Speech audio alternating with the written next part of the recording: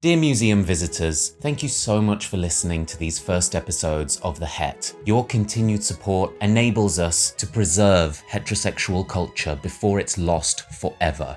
I, for one, know that I do not want to live in a world where my children haven't even heard of Coldplay, let alone Ed Sheeran.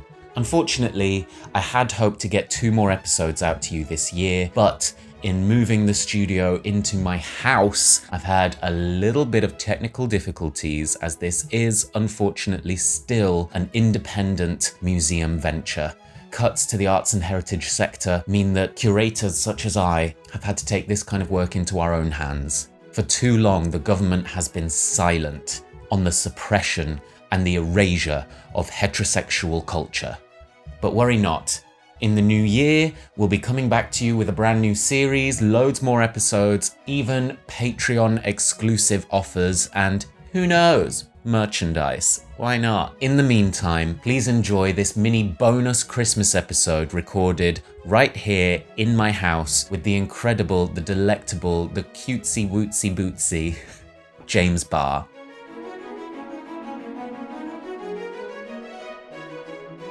It's James Barr. Hi. Applause. Oh my gosh, thank you. What a beautiful museum, may I just say. I'm so glad you think so. I really like it. There's some great pieces in here. The collection is growing. Yeah, I think we're really touching on every corner of the culture of the heterosexual. I can't wait to visit the gift shop. It's the most important and the funnest bit of every museum. Well, I hope you have tote bags, because of course they have now become straight. Yes. I feel. God, they truly have. But why did the queers first adopt the tote bag when it's the most awkward and clumsy? It's like an iced coffee, isn't it? You'd have it in winter, but it wouldn't be practical. It would get wet and rained on and damp, but you're still going to carry it. Oh, you see so many people who clearly never put them through the washing machine, where there's little brown, crusty corners. Or even worse, someone that's put them through the washing machine, but not ironed them. A non-ironed tote bag. God, makes my testicles recede inside of me. I do think that is such straight culture, though, because you don't have to make any effort. I think that's why straight people love them so much. That's why I quit my podcast again and Onge, because he always had a tote bag. I just couldn't deal with it anymore.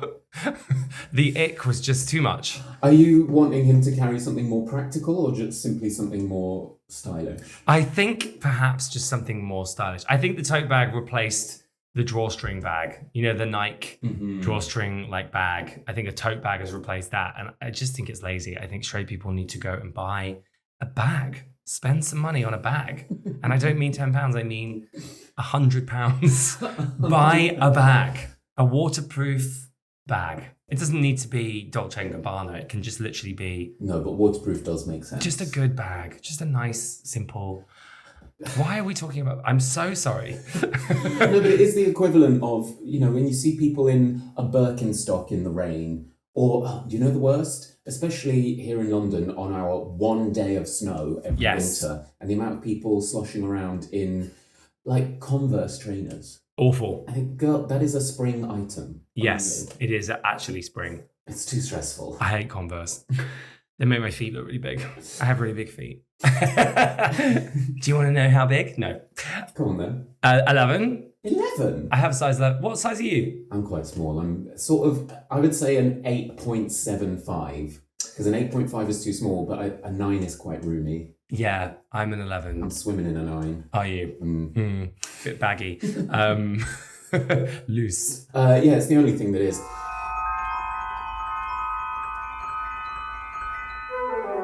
What I like to ensure with all of my guests here at the museum is that they are, of course, respectful of straight culture. I think that's the only way that we can make honest and kind-hearted contributions to this collection for future generations.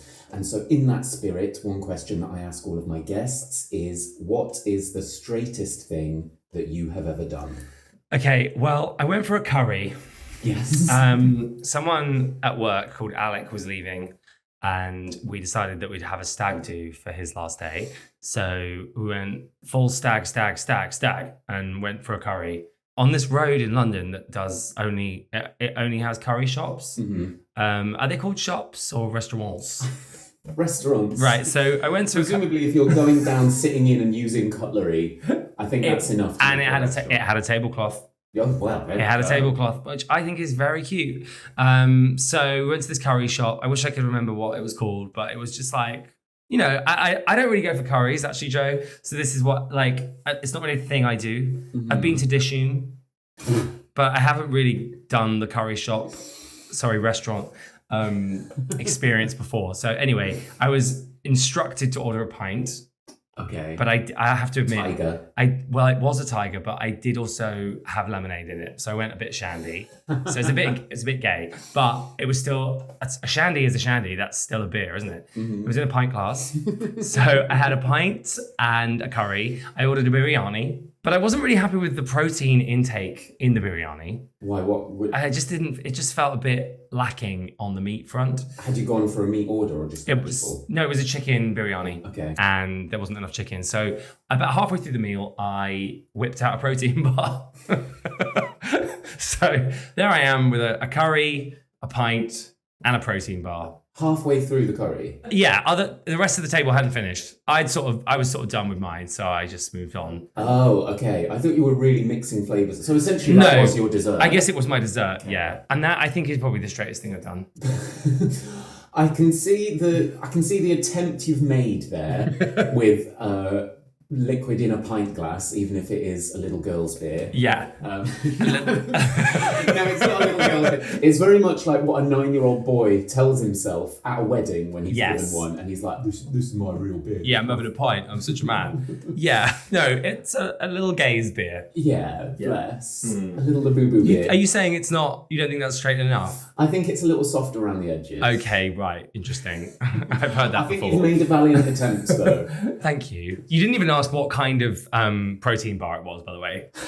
Because I think that changes things. If it had been like Oreo, I think maybe that's a bit gay. I guess if it's called something like Gun Crunch, or if it's Grenade. Yeah. Or if it's some sort of like Ella's Kitchen. No, it was Grenade. Oh, so there's a high lactose. Is there a high lactose? Is there? Okay, in which case that's very straight, because gay people normally would worry about that, obviously. Yeah. I didn't notice the high lactose content. Felt any rumblings? No. They are very hard to eat, though. Yeah. They take ages. It's dusty. It's very intense. Yeah, good for you. I think that does elevate the straightness of the occasion. Well, that's it. I think you've proven that you do have the capacity to be a good ally to the straights. I don't know. I feel like you're disappointed by that. I'm not sure what I need to do. I don't think it's the strongest submission we've had. Right. I appreciate the effort. Well, what do you want me to do? I've never made out with a girl. I've never gone down on a girl. I've never been to a gender reveal party. Oh. You really are a gold star. I do forget birthdays. Okay, now we're in. I forget birthdays all the time. Okay, this is your gold medal. Straight quality. Okay, thank you. Of the three. I'm in. I've been allowed in the museum.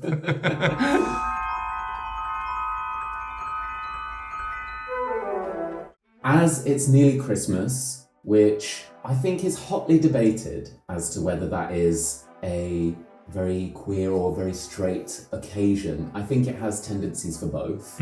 So we're going to play a little game called Gay or Straight Christmas Edition. We're going to go through some classic items of Christmas. I need you to tell me if they are gay, queer, or straight. Right. Here we go. Okay. Presents. I guess it depends what they are, but as a concept, I would say they're quite gay because they're wrapped up in little bows with like pretty wrapping paper. And then you're like, yes, that's going to be awesome. Like you do with most gay people when you meet them. But then when you open up the present and you get a few layers in, you're like, oh, it's actually really disappointing. So I'm going to say gay. That's a compelling argument, but I'm afraid the correct answer is straight. Really? Because capitalism. Capitalism. Oh, you're right. I love, by the way, that's the answer to everything. Next one, Santa Claus. I'm going to say gay, actually. I think because, well, he's got a beard. He's a bear. He's a big bear. He hangs around with elves, twinks. Okay. Basically. Fair. He turns up in the middle of the night, unannounced. It's toxic top energy. It's such toxic top energy. Interesting. I would have said that it's up for debate because he certainly has gay bear tendencies. Could well be that he's in a lavender marriage with Mrs. Claus. Well, obviously. I mean, we've never seen her. We've never seen her, but from what we know, it sounds like she's doing most of the work year round. Yes. Also, he rides a sleigh. Oh, it was right there in front of us all along. How did we miss it? But my arguments that say, could he actually be a straight icon is he really only has one key outfit. Like, that's his look and he's stuck with it for That's years. very compelling as an argument, actually. I think that's straight man gold level activity. Yes. And he seems to wear it all year. Maybe. Do we know that though? Or is it just his going out look? Maybe. Most straight blokes have their weekend shirt. Those boots, though, they're darkroom boots. You can really wade in those boots. You can wade, they're wiped clean. I think you've nailed it, actually. I think he's toxic top. Yeah, toxic DL trade. Do you think he's big? I don't know. I think it would be disappointing. I think it's giving chode. And probably quite bushy. Not that there's anything wrong with that, of course, if that's your kink. Oh yeah, I think he's full body fur. But I could see him, because he's clearly very keen on his image, so I could see him being like a bit of a groomer. I could see him like trimming the body fur, even brushing it so that it's all going in one direction. Brushing it? That's so gross. Do people do that? Yeah. Do they? Surely. I don't know. Or, sometimes people they might like use an ointment and kind of... Beard oils. Do you think he's just beard oil? I don't know that he's glistening and dripping in oil. Yeah. I can't think of any reasons why he's not gay. That's what I'm struggling with. People would probably be angry at this segment because they would say we're sexualizing a fictional character. Sorry, what? Have you seen the internet? That's what it all is. Okay, next, gay or straight or queer, Christmas tree. Queer. There's lots of different colours. I know most people prefer green, but you can get other coloured trees. Okay, you can get a white realm, tree yeah. in the synthetic realm. Yes, you can get a white tree. A Melania Trump red. A Melania Trump red. You can get rainbow. So they're very diverse, I think. Christmas trees, accessories as well. This is it. I think they're nature's drag queen. You underestimated them. You thought they were a simple evergreen shrub. Yeah. But no, girl. They can be plucked out of the ground and transformed, elevated. They can really be like hussied up. They snatch the crown. They read your children bedtime stories. They are definitely drag queens. I think you're right. Next, Christmas pudding. That's definitely straight. Yeah. It is, isn't it? I agree. Correct answer. 100% straight. I think it's tradition. It's largely underwhelming. And then you cover it with alcohol and light it on fire. Yeah. Which is just very masculine and unnecessary. It's quite a bravado thing to do. It's the part of the meal that your granddad or uncle is most keen on getting involved in. That and carving whatever bird carcass is on the table. It's very like, oi! It's giving firework up the arse at a football match. Yes. And it's just like, it's such an underwhelming flavour, but it's a tradition that we suffer through because it's the done thing. I've actually never eaten one. I actually quite like them. Some gay people like straight men, don't they? So I guess it's the same. God, am I a chaser? Maybe. Or a honey trap? Maybe a honey trap. Yeah, okay, straight. Great, it's done. The Christmas pudding is straight. And the final one, Christmas films. I think they're gay. Okay. They are the only type of film that can make me cry. I cry all the time at Christmas films. All of them? Love Actually, The Holiday, Hot Frosty. Hot Frosty. Don't. I love Hot Frosty. I do. I still haven't watched that one. I need to get into it. Oh, it's so funny. You need to see it. It's so bad. I'm sure I saw this the other day. Hot Frosty finds like a letter about this woman's husband dying of cancer, and I'm pretty sure it's written in Comic Sans. The letter. The letter. Not just the script to the whole film. Yeah, no, that was written in a crayon, I think. Wow. Well, the correct answer is neither. Cinema is a medium of infinite possibility and cannot be tethered to a binary definition. And that's Christmas. That's Christmas!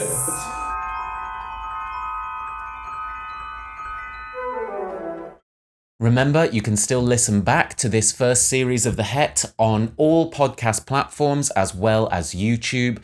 And please like, subscribe, get on board so that you're there ready and waiting for the second series when it comes to you very soon in the new year. And by all means, let me know who it is that you want to see on the next season. The best way to do that is, of course, go to your platform of choice, write a review that has to be 5 stars, and in your comment or your review, let me know who it is you want to see. Until next time, Happy Christmas, Merry Hanukkah, goodbye.